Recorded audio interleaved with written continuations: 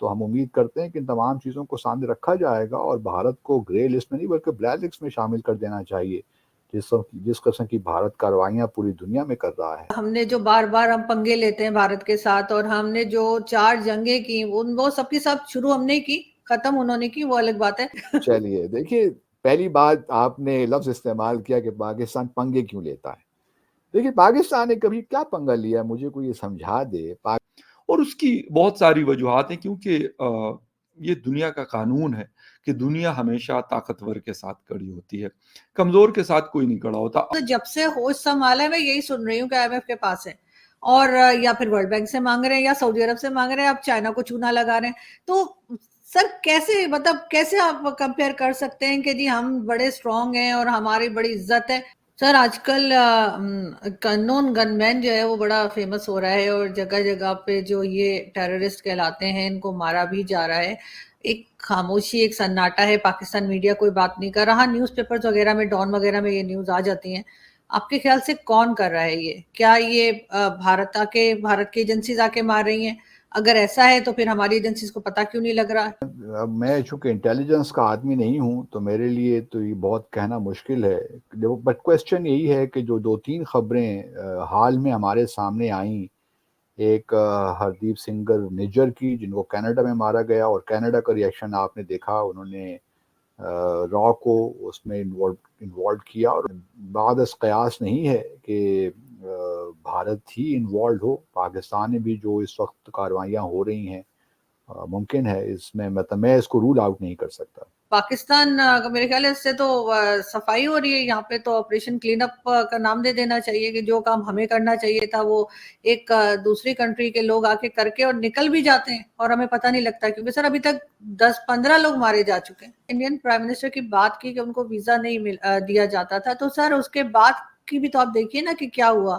اب ہر کنٹری انہیں ویزا دیتی ہے، امریکن پریزیڈنٹ ان کی کنٹری میں وزٹ کرتے ہیں، ان کو بلاتے ہیں۔ اسلامک کنٹریز کی اگر ہم بات کریں تو اسلامک کنٹریز ان کو اپنے آگے بڑے بڑے ایوارڈز جو ہیں وہ دے رہی ہیں، تو پھر ان لوگوں کو کیوں نظر نہیں آ رہا کہ بھارت میں، یا اگر بھارتی پرائم منسٹر مودی جی نے بڑا کچھ غلط کیا ہے تو پھر یہ اسلامک کنٹری والے کیوں اتنا زیادہ ان کو ہار پھول پہنا رہے ہوتے ہیں؟ بھارت آگے جا رہا ہے اپنے اکانومی کے لحاظ سے، کئی دوسری چیزوں میں بنگلہ دیش آگے جا رہا ہے، اور باقی کنٹریز بھی۔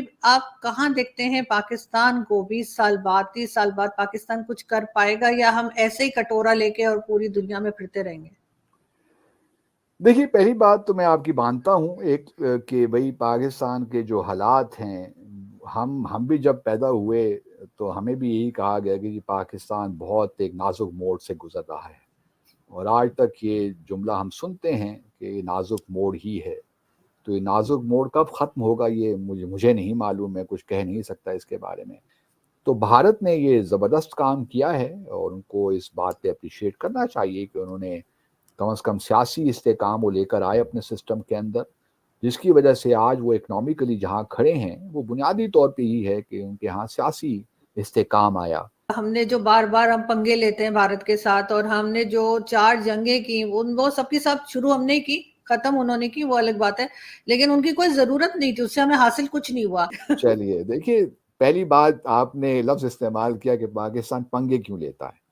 دیکھیے پاکستان نے کبھی کیا پنگا لیا، مجھے کوئی یہ سمجھا دے۔ پاکستان تو چاہتا ہے کہ بھارت کے ساتھ ہمارے تعلقات ٹھیک ہوں، ہم اچھے ہمسایوں کی طرح رہیں۔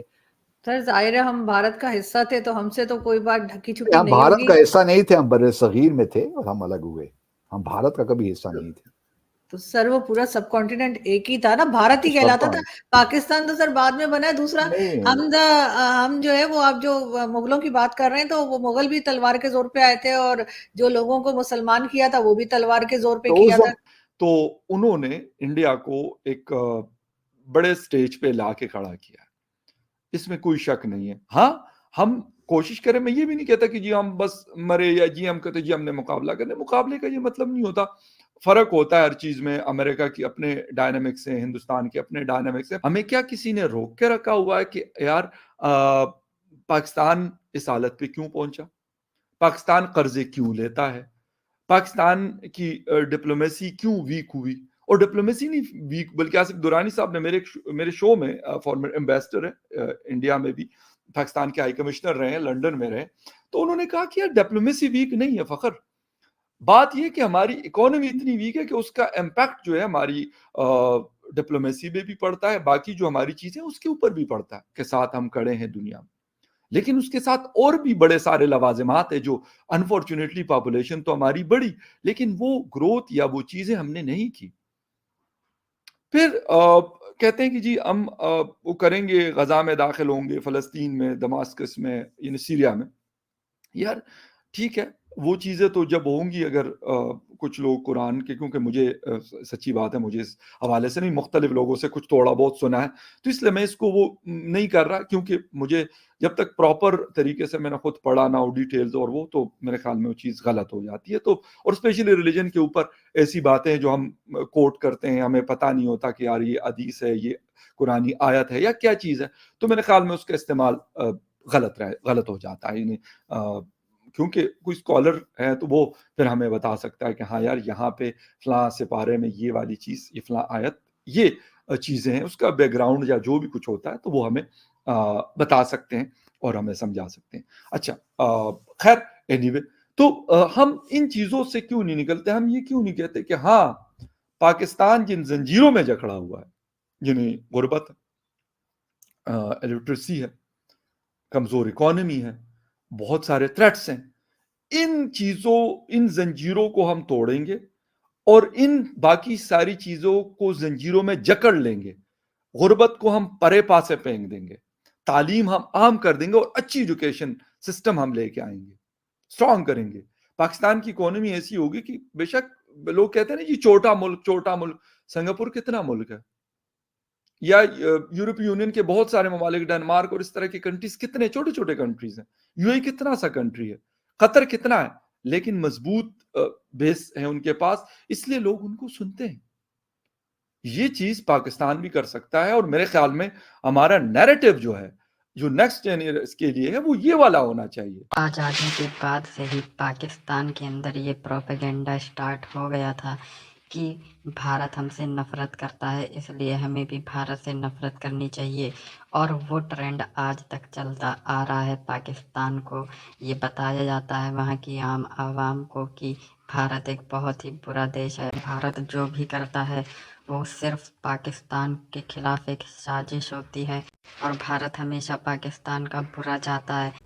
इस तरह के एंटी इंडिया सेंटिमेंट्स फैलाकर वहाँ की डीप स्टेट और इस्टेब्लिशमेंट आम आवाम को रेडिकलाइज करती है और साथ ही साथ अपने एग्जिस्टेंस को भी रीइंफोर्स करती है। अगर पाकिस्तान के अंदर इंडिया के खिलाफ नफरत नहीं फैलाई जाएगी और ये नहीं बताया जाएगा कि इंडिया दुश्मन है, तो फिर पाकिस्तान की जो आर्मी है वो इतना जो बड़ा बजट लेती है नेशनल बजट से, उसकी कोई ज़रूरत नहीं रहेगी। इसीलिए पाकिस्तान की आर्मी की ये ज़रूरत है कि वो पाकिस्तान के अंदर इंडिया के खिलाफ नफरत फैला कर रखें। हालांकि ये बात आज पूरी दुनिया जानती है कि पाकिस्तान किस तरह का प्रोपेगेंडा करता है अगेंस्ट इंडिया, सिर्फ पाकिस्तान की आम आवाम को छोड़कर।